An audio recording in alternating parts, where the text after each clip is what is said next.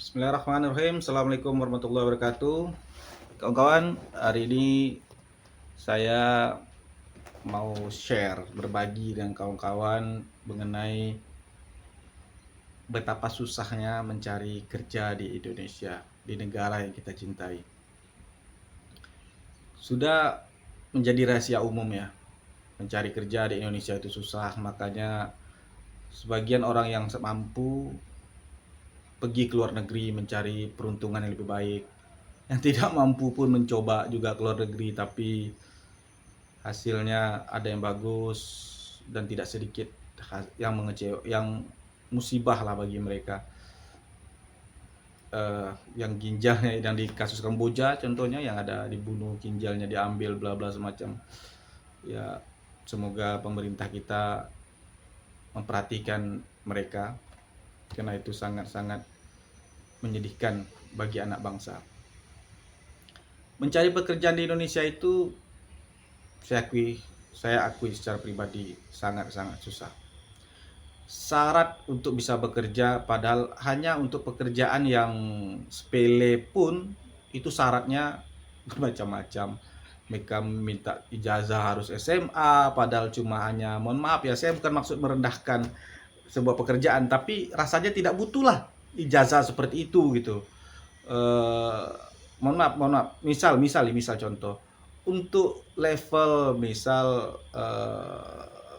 steward ya, kalau di hotel itu kan steward atau apalah, nanti salah, pokoknya level pekerjaan yang tidak sesuai lah, tidak butuh ijazah lah, butuh keahlian, maksud saya butuh keahlian. Ya tidak perlu lah diminta ijazah kalau menurut pandangan saya, tapi di Indonesia harus butuh ijazah inilah, butuh pelatihan ini, banyak macam, harus bisa bahasa si A, bahasa si B. Ada, coba perhatikan di lowongan-lowongan pekerjaan di Indonesia, dibutuhkan jabatan A, harus punya SIM, punya motor pribadi, bisa bahasa ini, umur harus sekian gitu kan, dan punya pengalaman. Ya, bagaimana dengan Anda yang baru tamat sekolah? Bagaimana baru Anda yang tamat kuliah? Tentu otomatis Anda tidak punya pengalaman. Nah, itu sulitnya. Belum lagi ketika Anda diterima kerja, Anda harus menerima kenyataan digaji dengan UMK yang rendah. Ya, alhamdulillah kalau Anda bisa bekerja dapat gaji UMK minimal ya. Tapi banyak di luar sana digaji rendah, ijazah Anda ditahan. Saya tidak pro dengan ijazah ditahan, dan juga tidak anti, karena ini masalah ijazah ini serba salah juga. Ada case terjadi ketika terjadi misal ada bawa barang, pekerjaan Anda driver bawa barang, terus Anda larikan barang-barang tersebut. Pernah terjadi. Apa pegangan bagi perusahaan? Tapi ketika perusahaan menahan ijazah, ya perusahaan betul-betul keep nggak ijazah tersebut dengan baik, dari musibah kebakaran, kehilangan, dimakan rayap. Jadi complicated kalau masalah ijazah. Nanti kita bisa bahas di video yang lainnya ya. Jadi itu tadi. Kita balik lagi ke pembicaraan kita masalah cari pekerjaan. Terus masalah kerjaan.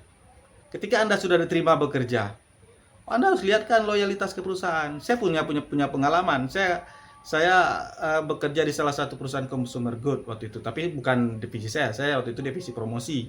Sedangkan kawan-kawan itu di divisi sales.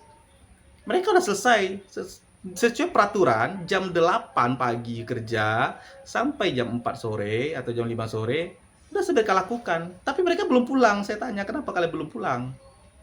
Ya nggak enak pulang, bos belum pulang. Nanti dibilang kita nggak loyal.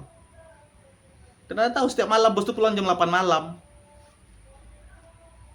Akhirnya kawan-kawan tuh baru pulang jam 8 malam. Waktu itu saya tim promosi, jadi jam kerja saya secara kontrak memang nggak ada waktu itu, karena tim promosi hari Minggu saya harus masuk. Dan saya menikmati pekerjaannya, jadi saya nggak pernah komplain masalah jam, karena saya menikmati. Tapi secara prosedural waktu itu di tim sales tadi itu kan udah udah melewati, dan nggak dihitung lembur loh, nggak dihitung lembur. Dan Anda harus lihatkan loyalitas tersebut. Kalau tidak, ada jutaan orang mengantri posisi Anda. Seperti itu. Itulah kondisinya. Terus sekarang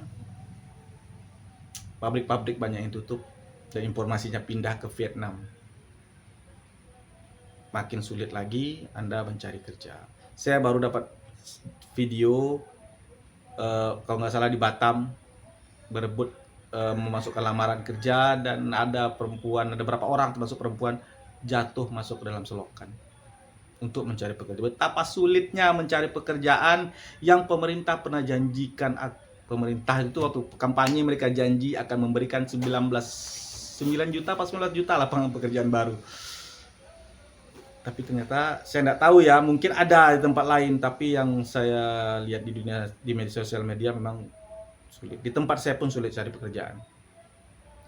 Satu lagi, sehebat apapun, yang terakhir, sehebat apapun CV Anda, sehebat apapun pengalaman Anda, sehebat apapun skill Anda, kalau Anda bersaing dengan orang dalam, innalillahi wa inna ilaihi rajiun. Jadi terakhir kali pesan saya, jika Anda masih bekerja, jika saat ini Anda bekerja, syukuri apa yang Anda miliki. Kalau pekerjaan itu tidak membuat Anda senang, sudahlah, nikmati saja. Kalau pekerjaan itu tidak membuat Anda kaya, setidaknya dia bisa membuat Anda memberi makan ke istri dan anak-anak Anda atau ke pacar Anda.